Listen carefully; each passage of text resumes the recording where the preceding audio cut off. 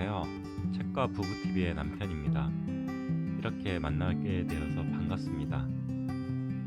저희 부부는 결혼한 지 7년 차인 맞벌이 부부이고 7살 아이 한 명을 키우고 있습니다. 물론 이렇게 채널을 만들게 된 것은 일단 제 와이프가 책을 많이 좋아합니다. 물론 저는 책을 거의 읽지 않고요. 그러다 보니 어느 날 와이프가 보던 책에 관심을 가지게 되었고 책 내용을 물어보다가 자연스럽게 책의 내용과 현재 우리들의 일상에 연관돼서 이런저런 많은 토론과 이야기를 할 수 있었습니다. 7년이라는 생활을 같이 했는데 서로의 가치관이나 생각의 차이점도 알게 되었고요. 그러다 보니 자연스럽게 와이프가 읽는 책으로 여러 가지 이야기를 할 수 있을 것 같고 이것을 많은 사람과 나누어 보는 게 어떨까 라는 생각으로 이 채널을 만들게 되었습니다. 일주일에 한 편의 업로드를 목표로 하고 있고요. 저희 부부 둘 다 유튜브 초보이고 모든 게 서툴지만 많은 분들이 같이 많은 이야기를 할 수 있었으면 좋겠습니다. 감사합니다. 안녕하세요. 안녕하세요. 책을 읽고 토론하는 부부입니다. 예. 오늘 첫 책은 바빌론 부자들의 돈 버는 지혜입니다. 책에 대해서 간단히 설명해 주시겠어요? 제가 재테크 책 읽는 거를 좋아하는데 이 책은 재테크 책 아니면 가정을 꾸려가는 데 있어서 기초가 되는 책이라고 보여지고요. 이 바빌론 시대에서부터 돈 버는 사람들의 지혜를 아주 재미있게 풀어낸 책입니다. 자, 우선 여기에 그냥 핵심만 아주 짧게 소개시켜 드리면 여기 110페이지에 황금의 5가지 법칙이 나오는데 첫 번째, 수입의 1할 이상을 꾸준히 저축하는 사람에게 황금은 기꺼이 찾아올 것이며 곧 그와 가족의 행복한 미래까지 보장해주는 커다란 재산으로 커갈 것이다. 2번, 황금을 안전한 곳에 투자할 때 황금은 꾸준히 늘어나고 나중에는 들판의 양떼처럼 급속히 늘어날 것이다. 3번, 지혜와 경험을 갖춘 사람들의 조언을 받아 황금을 투자하는 신중한 사람만이 황금을 지킬 수 있을 것이다. 4번, 본인이 잘 알지 못하는 분야나 경험 있는 사람이 추천하지 않는 분야에 투자하는 사람은 황금을 지킬 수 없을 것이다. 5번, 일확천금을 꿈꾸거나 사기꾼의 달콤한 감원 이사를 쫓고 있거나 자신의 미숙함을 깨닫지 못한 채 덧없는 욕망에 사로잡힌 사람은 결코 황금을 손에 쥘 수 없을 것이다. 네, 이게 황금의 5가지 법칙으로 나오는데 그냥 재테크를 하던 투자를 하던 가장 기초적인 것이라고 생각됩니다. 이 황금의 5가지 법칙 중에 1번에 수입의 1할 이상을 꾸준히 저축하라고 하는데 이거에 대해서 어떻게 생각하시나요? 수입의 1할이라고 하면은 예를 들어서 간단히 100만 원을 번다고 하면은 1할이면 10만 원? 10만 원. 비용적으로 그러니까 이 바빌론의 부자들이란 책은 옛날의 얘기잖아요. 결론적으로 바빌론 시대. 뭐 그때나 지금이나 뭐 돈의 가치는 뭐 어떻게 될지 모르겠지만 우리 같은 경우도 1할 이상을 해야지 어떻게 되지 않나요? 그러니까 요거 내용 전에 그 사람이 10을 벌면 이 사람 빚이 있는 사람이어가지고 7은 생활에 쓰고 1은 저축하고 2는 빚을 갚았거든요. 그래도 1할은 저축을 했다는 얘기잖아요. 그 아무리 어려운 상황에서도 1 이상은 저축해라 이런 의미고 저도 생각하기에 우리가 버는 동안에 10%만 저축하는 거는 해서는 뭘 할 수 없다라고 생각을 하는데 근데 100만 원을 버는 사람이 10만 원 저축하면 엄청 힘들잖아요. 그러니까 기본 생활비를 그렇죠. 쓰고 생활한다. 그러니까 요거는 그냥 최저로 했을 때 정말 힘들어도 10%는 하라는 뜻인 거. 근데 우리가 살면서 우리가 뭐 10%를 한다는 걸 생각해 보면 또 그런 것 같긴 하네요. 대부분의 사람들이 거의 대출을 끼고 있으니까 맞아. 빚을 많이 갚아. 결론적으로 10%를 뭐 저축을 한다고 한들 더 할 수 있어도 뭐 대출 빚을 갚는 것도 갚고 하면은 10%라는 금액도 못하는 사람이 있을 거고 또 그래도 못해도 최소한 10%는 해라라는 거. 뭐지 월세를 사시는 분들도 있을 거고 뭐 전세도 뭐 대출을 끼시는 분들이 많으니까 요즘 사회는 10%는 개념이 생각하면은 작긴 한데 그런 거 다 빼고 내가 써야 될 돈 이것저것 다 빼고 10%라면은 또 다시 한번 생각해 볼 수 있는 것이 될 수 있겠네요. 생각해 보니. 저도 처음에 책 읽을 때 10% 갖고 뭘 하라는 거지 라고 했는데 이렇게 이제 다시 생각해 보니까 10% 여기도 10% 이상이라고 써있지 1할 이상이라고 써있는데 그런 의미인 것 같아요. 아무리 어려워도 10%는 해라라는 의미인 것 같아요. 그다음에 여기 보면 계속 이제 투자를 하라고 나오거든요. 그거에 대해서는 어떻게 생각하세요? 투자에 대해서? 이거는 지금도 역시 그 10%의 그 저축도 있겠지만 어떤 사람은 그 10%마저도 투자하는 사람들이 많잖아요. 뭐 대표적인 게 펀드나 주식이나 부동산은 좀 힘들 테고 부동산 할 수 있죠. 갭 투자할 수 있죠. 1,000만 원, 2,000만 원 그건 순간 목돈이 필요한 거니까. 하긴 뭐 주식도 순간 목돈이 필요하고 펀드도 그렇겠지만은 꾸준히 모아서 할 수 있는 것과 그렇게 되면은 10%를 모아서 그쪽으로 투자할 수도 있는 거 아니에요? 그러니까 저도 이거는 되게 종잣돈을 모을 동안 10%를 계속 차곡 쌓으라는 건지 아니면 그걸 계속 조금씩 투자라는 건지 모르는데 이 시대의 앞에 나온 얘기로 보면 1년 정도 모은 돈을 가지고 투자를 하고 뭐 이렇게 돼 있긴 하더라고 내용상으로. 그러면 온전하게 1년 동안을 모아가지고 투자를 하라는 거는 종잣돈을 모아서 투자랑. 그러면 1년은 무조건 기다려야 된다. 그렇지. 1년은 차곡차곡. 근데 이제 그 1년 동안 내가 아무리 어려도 10%를 하려고 하면은 생활을 내가 쓰고 싶은 걸 못 쓰고 조금 이제 검소하게 생활하는 습관을 들이고 종잣돈을 모으는 습관을 들여야 된다는 거. 근데 이 투자라는 것도 여기 밑에 보면 지하고 경험을 갖춘 사람, 전문가적인 사람한테 투자하고 내가 잘 모르는 데에는 투자하지 말고 일확천금을 꿈꾸는 사기꾼 같은 사람이 가만히 있어야 넘어가면 안 된다고 되어 있는데 이게 되게 어려운 것 같아요. 그러니까 뭐 이걸 보니까 아까 전에 얘기할 때 좀 전문가하고 비전문가를 어떻게 구분할 거면 그러니까 그거를 구분할 수 있을 만큼 내가 공부를 해야 돼. 결론.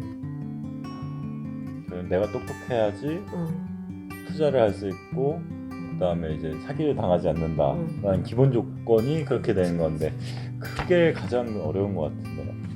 그게 너무 어려운데 그래서 계속 은행 예금에 두는 분도 있어요.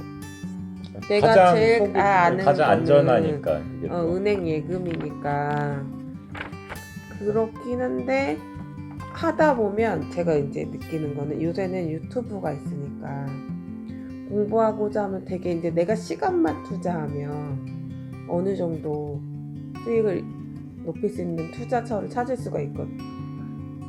근데 투자라는 거는 일단은 돈이라는 개념이 들어가고 돈이 들어가면 이제 뭐 처음에서 많이 수익을 볼 수도 있고 마이너스가 될 수도 있는데 일단은 진입장벽이 낮다고는 할 수 없잖아요.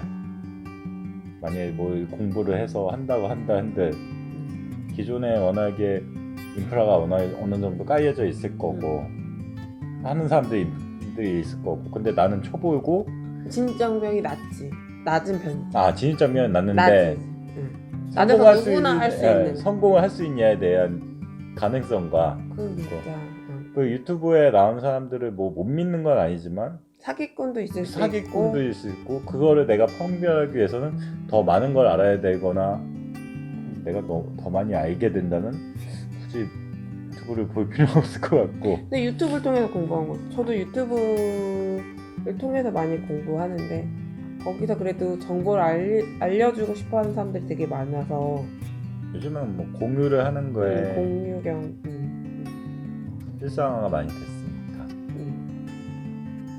그래서 근데 이제 그건 중요해. 마지막에 나온 달콤한 감언이자를 쫓지 말아야 돼.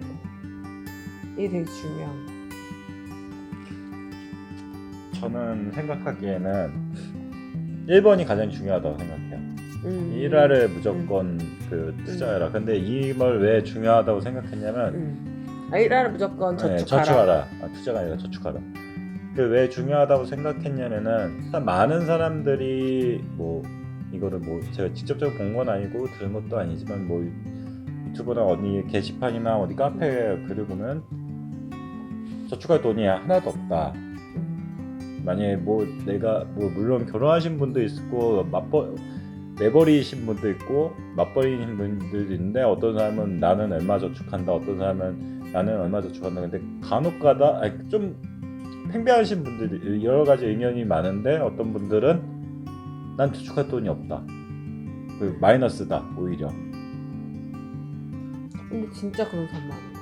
돈을 많이 벌고 적게 벌고 떠나서 그거는 돈 많이 벌고 적게 벌고 떠나서 뭐 그 사람들이 모든 사람들이 얘기하는 것 중에는 뭐 자기 나름대로의 이유는 다 있을 거예요 분명히. 근데 그 상세하게 우리가 모르는 게 있을 테니까. 근데 여타저타를 가장 따지다 보면 가장 기본적인 게 어찌 보면 그 1알이라는 개념이 그 1알이 얼마가 될지 모르는 거잖아요. 뭐 어떤 사람한테 1알이 30만 원이 될 수 있고 20만 원이 될 수 있고 60만 원이 될 수 있는데 가장 기본적인 그 1알마저도 못 지키면 힘들다는 얘기인 것 같아요. 내가 생각하기에는요. 그걸 위해서 조금 다른 걸 포기해야 되는 거를 이제 찾아야 돼.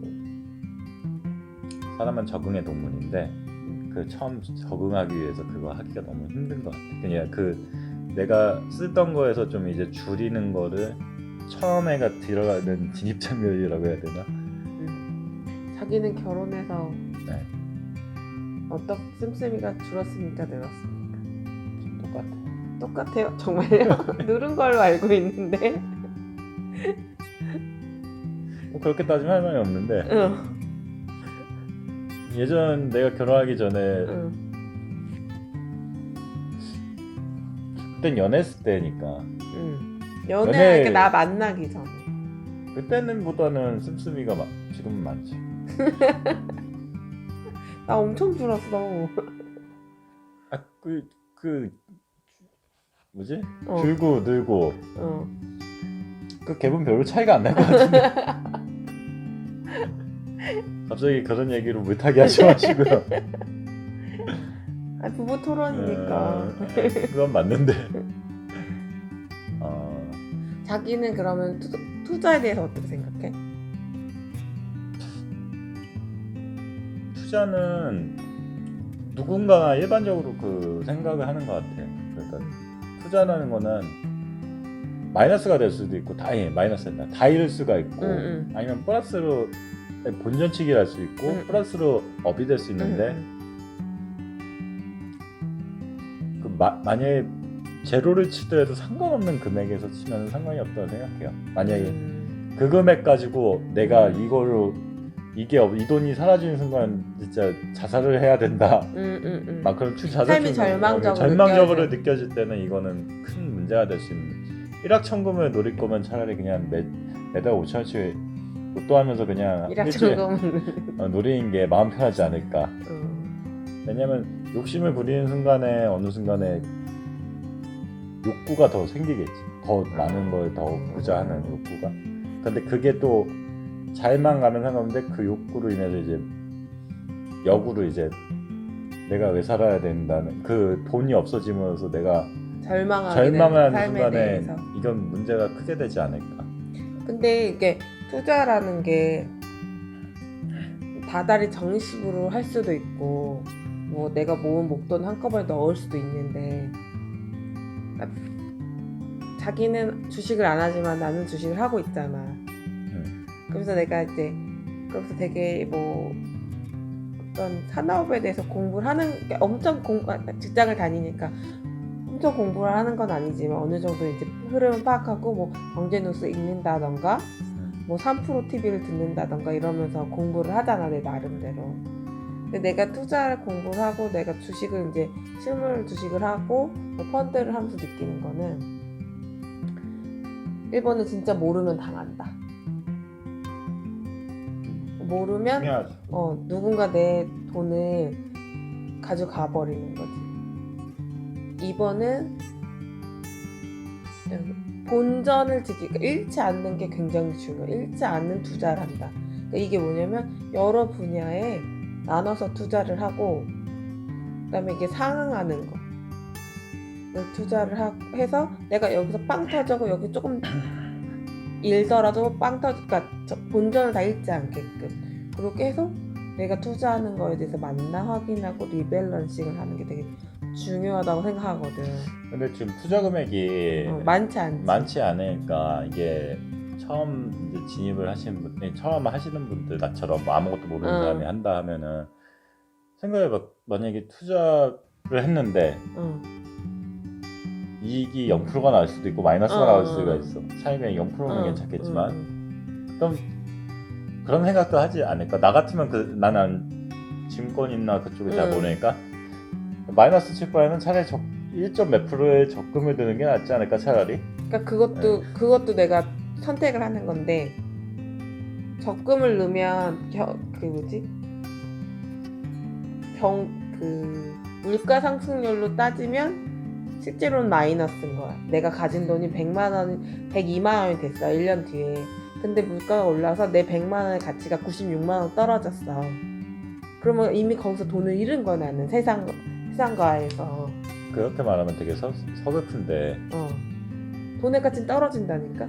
우리 연봉 상승은 물가 상승률 못 따라가잖아 이미. 연봉을 몇 년째 동결당했는데 그래서 실수령금에 계속 떨어져. 지금 서태이런 건데. 그러니까 이제 내가 1년 동안 100만 원을 가지고 투자를 해봤잖아. 이제 2년차 다음부터 내가 금액을 조금 늘렸지만, 그러니까 오히려 나 같은 사람은 이런 투자를 해도 되는 거. 일단 가슴이 작고 큰 돈을 투자를 못하고 그리고 안정적으로 하는 사람이니까. 그래서 지금 주식장 폭락했잖아 완전히 코로나 때문에. 그냥 플러스야. 플러스 10%가 넘어.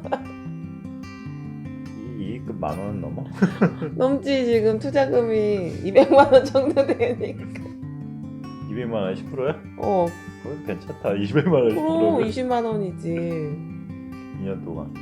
아니 이제 그 사이에 내가 수익 실현한 건 조금씩 있지. 근데 이제 그리고 이렇게 왜냐면 이제 기본적으로 안정적인 주식들 내가 갖고 있으니까 저가일 때 매수한.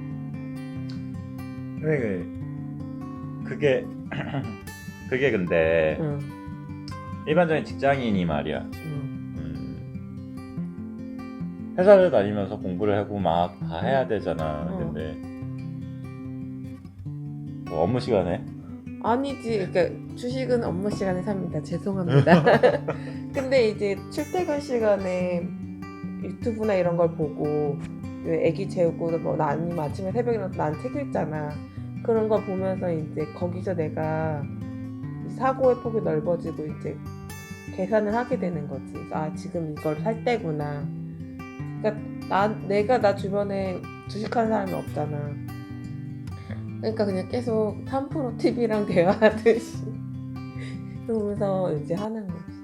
3프로 TV 홍보하러 왔어요? 아니 주식하는 사람 중에 그거 안 듣는 사람 없어. 난 모르는 채널이라서 그냥. 일단은 그러니까 뭐